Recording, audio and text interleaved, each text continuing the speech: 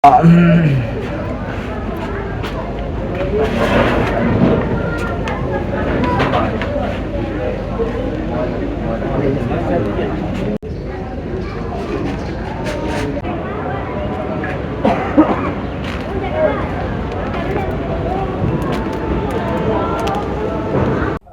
আজকে rapid action battalion 7 নির্বাহী magistrate সহকারে ভোক্তা অধিকার, কৃষি বিপণন কর্মকর্তা এবং বিএসটিআই সহকারে যৌথ একটি মোবাইল কোর্ট পরিচালনা করছি। এখানে আমাদের মূল উদ্দেশ্য এই রমজান উপলক্ষে কিছু অসাধু ব্যবসায়ী ভেজাল এবং নকল। ভবিষ্যৎ হোক নিরাপদ, বিনিয়োগ হোক বিশ্বস্ত, আর আমার পছন্দ সল্ট বে। ওয়েলকাম টু সল্ট বে। খাদ্যপণ্য তৈরি করছেন যার গুণগত মান নেই, বিএসটিআই অনুমোদন নেই এবং যে খাদ্যগুলো মানুষের শরীরের স্বাস্থ্যের জন্য অত্যন্ত ক্ষতিকারক।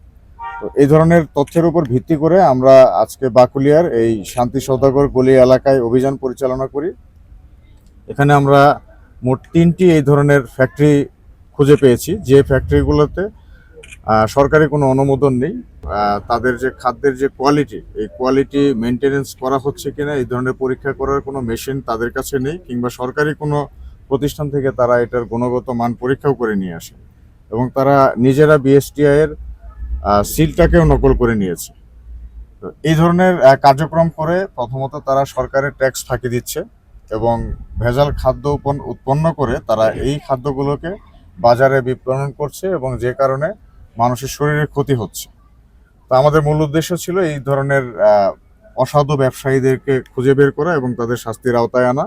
তো এই বিষয়ে শাস্তির বিষয়টা আমাদের নির্বাহী ম্যাজিস্ট্রেট মহোদয় তিনি এটা ঘোষণা করবেন। আজকে আমরা ল্যাবের সহযোগিতায় এখানে আমরা মোবাইল কোর্ট পরিচালনা করলাম, সাথে আমাদের ভোক্তা অধিকার, বিএসটিআই এবং কৃষি বিপণন কর্মকর্তা উপস্থিত ছিলেন। তো এখানে আমরা 3টি প্রতিষ্ঠানে আমরা জরিমানা করেছি। প্রথম যে প্রতিষ্ঠানে আমরা জরিমানা করলাম, এখানে আমরা 1 লক্ষ টাকা জরিমানা করেছি। এরপরে আরেকটি প্রতিষ্ঠানে গিয়ে আমরা 1.5 লক্ষ টাকা জরিমানা করেছি। এরপরে আমরা আরেকটি প্রতিষ্ঠানে গেলাম, সেখানে দেখলাম যে তাদের লাইসেন্সও নেই এবং তারা অস্বাস্থ্যকর পরিবেশে তারা সেমাই এবং নুডলস তৈরি করছে, তাদেরকে 2 লক্ষ টাকা জরিমানা করা হয়।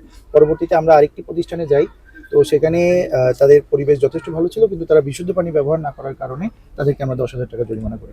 মোট আমরা 3টি প্রতিষ্ঠানকে 3,60,000 টাকা জরিমানা করেছি।